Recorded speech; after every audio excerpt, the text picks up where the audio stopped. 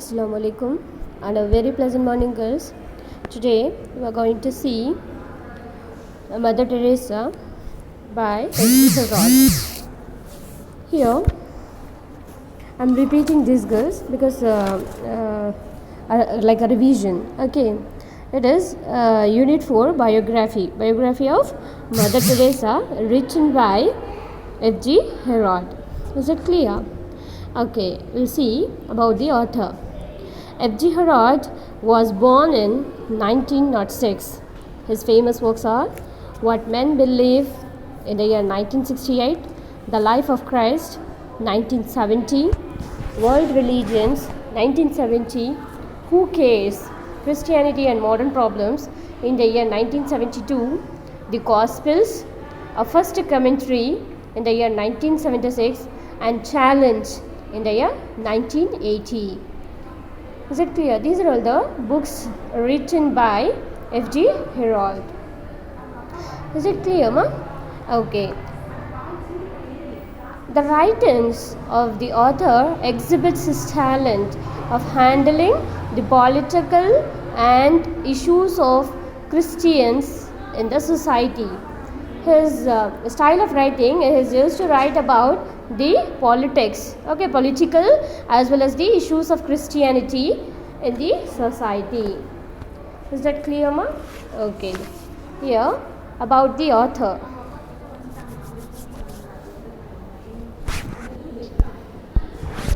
Can you get my points? Okay. About the author, Mother Teresa is an ever memorable personality for her pure service to the poor and the needy. This prose describes the birth, determination of Mother Teresa, her missionaries, and the services done through them despite of many hurdles. She has rendered many quotes to the society. Some of them are also quoted in the text. Here it is about Mother Teresa. This is a biography. Biography of Mother Teresa. Here he says about Mother Teresa is an ever memorable personality. We can't forget her. Because of her pure service to the poor and the needy.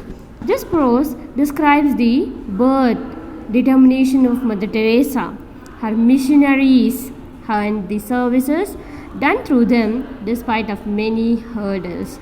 She had rendered many quotes to the society. Some of them are also quoted in the text here. Here in the reading, that is the text. Mother Teresa, 1910 to 1997, was born in Skopje, Macedonia. She joined the Irish community of nuns, Sisters of Loreto, which had missions in India. First, she belongs to Macedonia. It is her native place. Then she joined to Irish community of nuns. That is, nuns, the sisters who becomes who truly belongs to the to serve the God. Sisters of Loreto, which had missions in India. That is, missions in India. She was to preach her religion to the other people.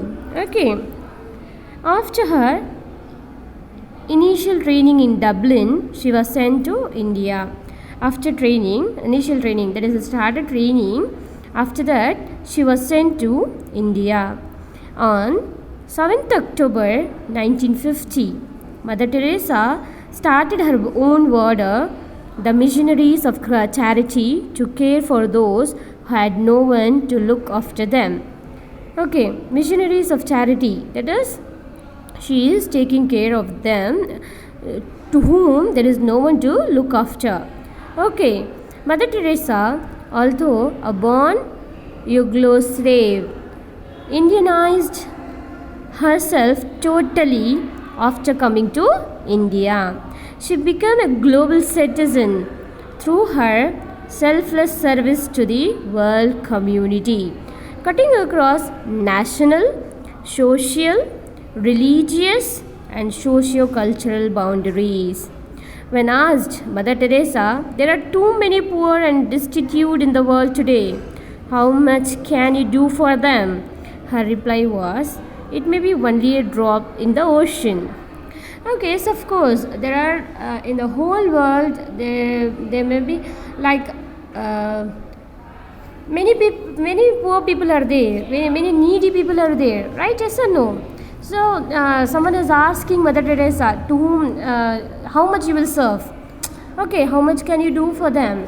But her reply, see how she is replying. It may be only a drop in the ocean. But if that was not in the ocean, will the ocean be less? Because of that missing drop, she has established more than 100 missionaries. More than 100 missionaries in different parts of the world. And they continue to serve the destitute and the marginalized.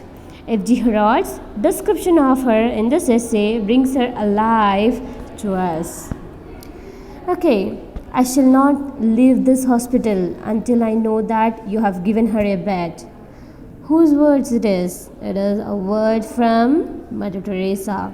She is telling that I will not leave the hospital until I come to know that you have given the bed to the poor. The little woman, barely 5 feet tall, wearing a cheap white sari with a blue border and a small cross hanging below her left shoulder, had begun her work in Calcutta. That is her description. That is, she is wearing a white sari, white color. That is, she is barely 5 feet, wearing a white sari with blue border and a small cross hanging below her left shoulder. And she began her work from Calcutta, among the poorest of the poor. Among the poorest of the poor. Her name, known to millions throughout the world, is Mother Teresa. Yes, Mother Teresa. She had picked up this wretched creature, half eaten by rats and ants, and carried her to the nearest hospital. What she does, she had picked this wretched creature, that is a footpath living creature, that is a person who is living in a footpath, who don't have shelter. Because of that, that is a half rats and ants have eaten half of the body of that creature, okay, of that person, and carried her to the nearest hospital. Had she not been firm, she knew that the woman most likely would have been turned out into the street again. The hospital just cannot cope with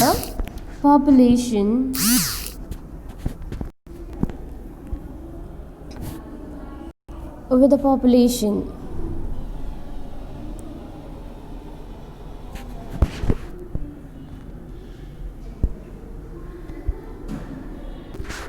she cannot cope with the population of Calcutta.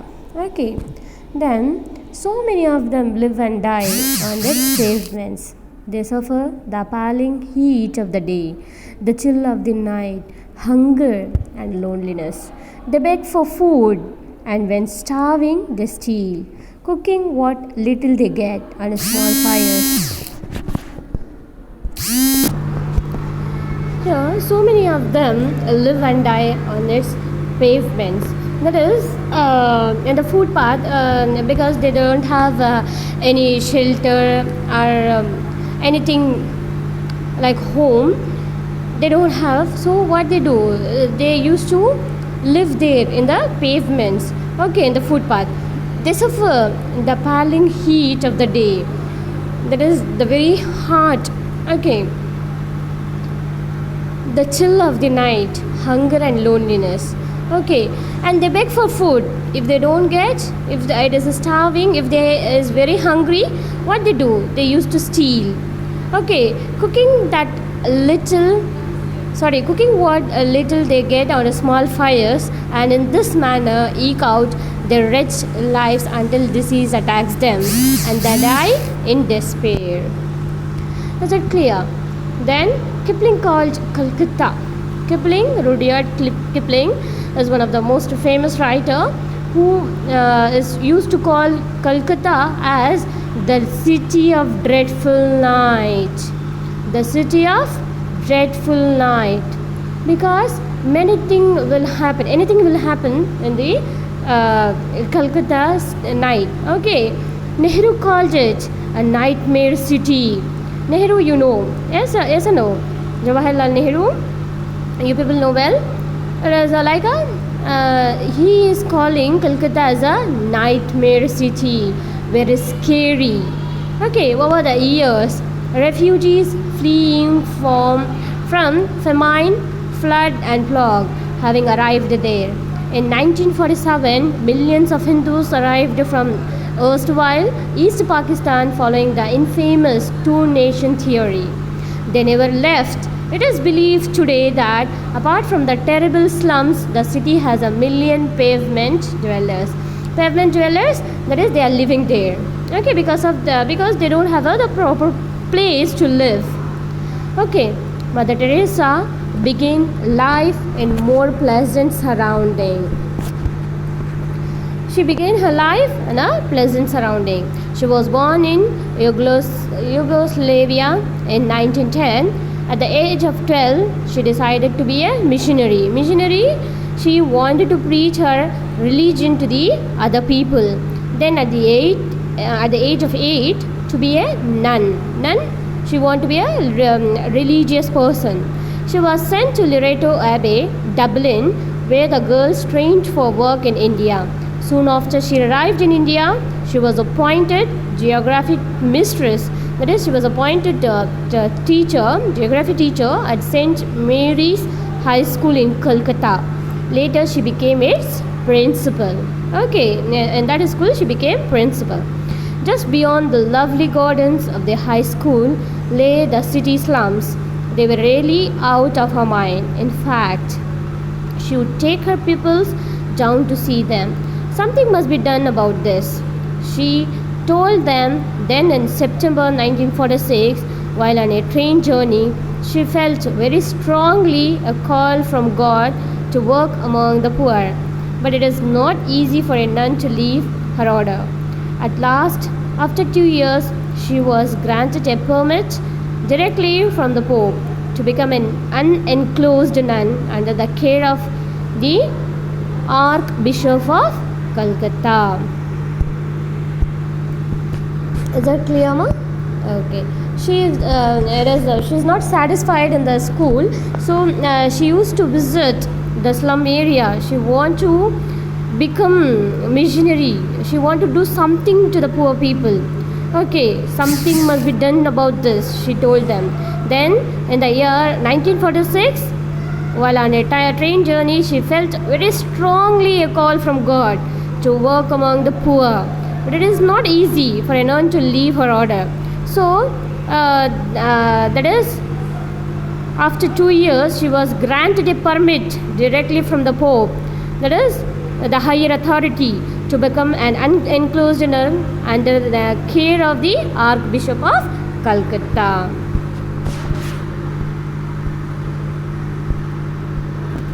Is that clear, ma? Okay. Then she left the school where she had been very happy and went to the American Medical Missionary Sister in Patna to take a 6 months nursing course. Then with 5 rupees in her pocket and no home to go, she arrived in Calcutta. She went straight to the slums, found someone there who let her have a room free and began her work. She visited home after home. She begged for food for the starving and medicines for the sick. Now, after that, what she's doing, she's leaving her school and she goes to Patna, Medical Missionary Sisters, and she trained. She has completed her nursing course 6 months, and after that, with 5 rupees in her pocket, she comes back to the Calcutta, and she goes straight to the slum where someone had left her free room, and she started beginning her work. She started her work. She began a school with 5 children in a slum compound. She had nothing to start with. The first day, they wrote the Bengali alphabet in the mud. The next day, a table and a chair arrived. The following day, a cupboard. People also came to help her. From this humble start has grown the care and education of many thousands of neglected children. Today, there are no less than 81 such schools. So, the next day, she's not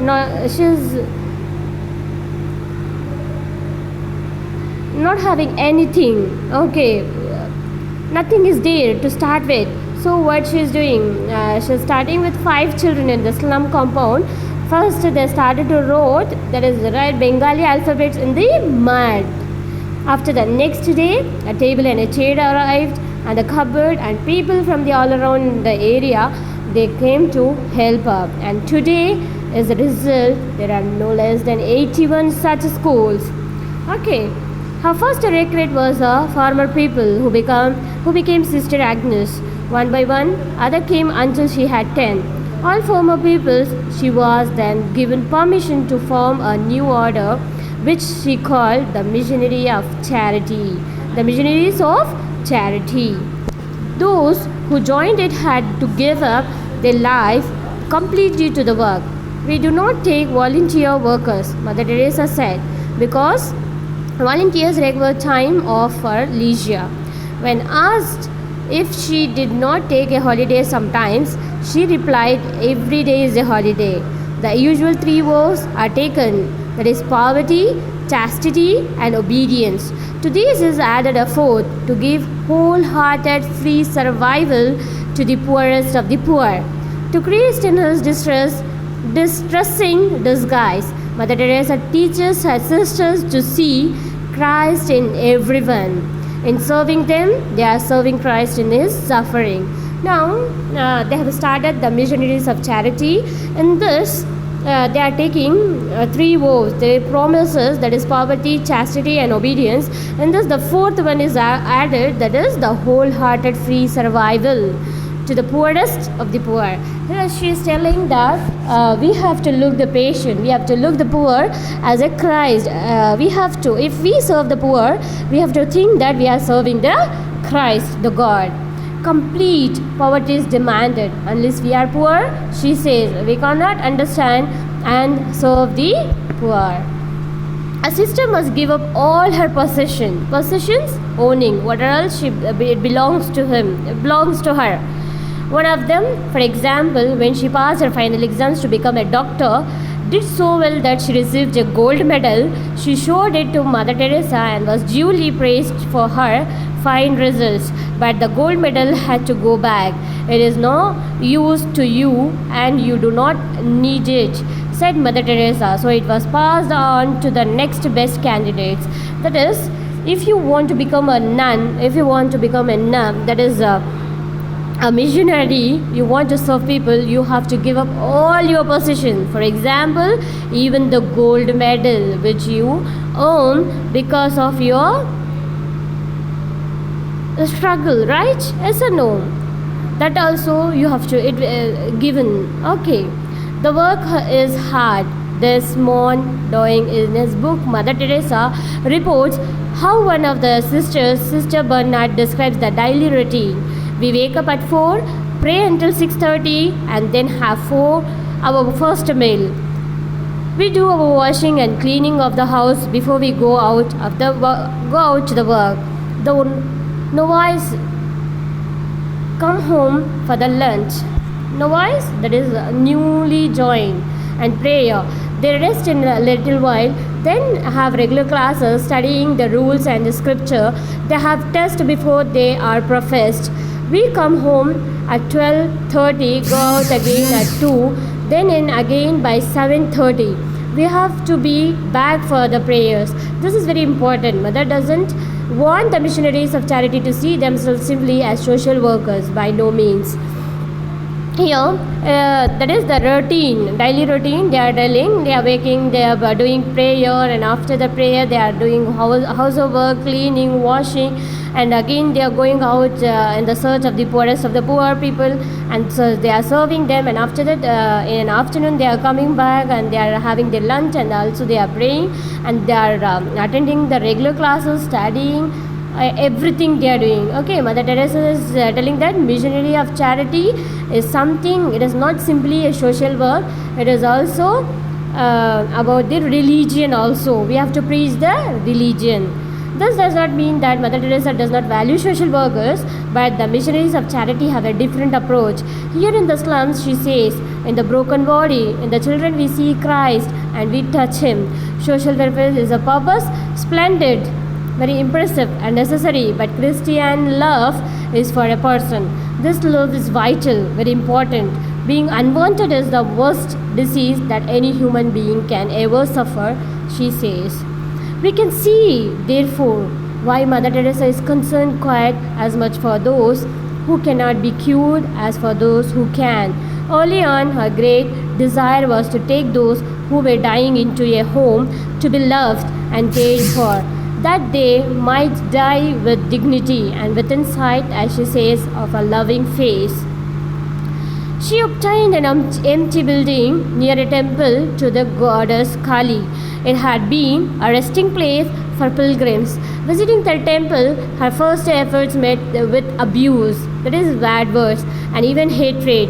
People round about did not like the smell of the dying. Some young men went to the police commissioner and complained that his woman was using the building to convert Hindus into Christians. He decided to see for himself. When he arrived, he found Mother Teresa treating a man's sores, aching pain. The stench was awful, very bad. Stench, that is bad smell, said Mother Teresa. When it was mentioned, it is nothing compared to the pain this man suffers. The commissioner returned to the young man. I will push this lady out, he said, if you will persuade your mothers and sisters to do what she is doing. Now, they are obtaining an empty building near the Kali, that is goddess Kali temple, and many people doesn't like. Many people started hating because they believe that Mother Teresa is converting Hindus into the Christianity, but it is not so. She is serving the poor people, serving the deceased people, okay, dying people, okay, and they complain, and the commissioner comes and sees that she is treating a deceased person, which is very awful, which is very stenching, okay, and the police commissioner comes back and